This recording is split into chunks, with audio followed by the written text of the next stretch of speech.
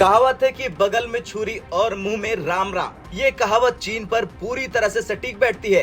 LAC पर तनाव के बावजूद बातचीत के रास्ते खुले हैं, लेकिन अब सवाल ये उठता है कि आखिरकार भारत के राष्ट्रीय सुरक्षा सलाहकार एनएसए अजीत डोभाल चीन क्यों जा रहे हैं और बांग्लादेश ने भारत से मदद क्यों मांगी। दरअसल अजीत डोभाल 18 दिसंबर को चीन जाएंगे, जहां वे चीन के विदेश मंत्री वांग यी से मुलाकात करेंगे। ये दौरा खास इसलिए है क्योंकि ये पहला मौका होगा जब 5 साल बाद कोई सीनियर भारतीय अधिकारी चीन जा रहा। दोनों देशों के बीच लंबे समय से एलएसी पर तनाव बना हुआ है।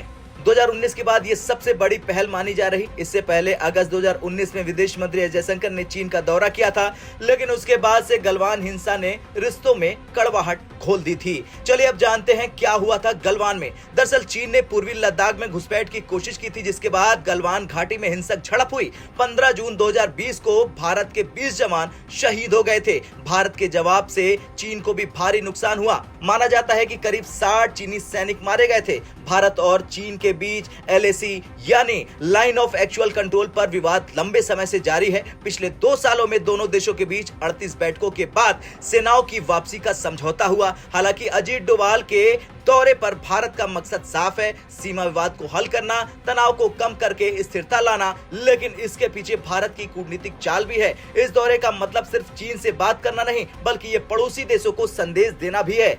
क्योंकि दूसरी ओर बांग्लादेश, जो हाल ही में आर्थिक और रणनीतिक दबाव में घिरा हुआ है, उसने भारत से मदद मांगी है। लेकिन अब सवाल यह होता है कि बांग्लादेश पर क्या संकट है। दरअसल चीन लगातार बांग्लादेश में निवेश कर रहा, डे ट्रैप के जरिए बांग्लादेश पर दबाव बढ़ा रहा। साथ ही आंतरिक अस्थिरता और कट्टरपंथ बढ़ने से बांग्लादेश की स्थिति कमजोर हो गई है। भारत के लिए यह मौका है कि वो न सिर्फ बांग्लादेश की मदद करे, बल्कि चीन के बढ़ते प्रभाव को सीमित कर सके।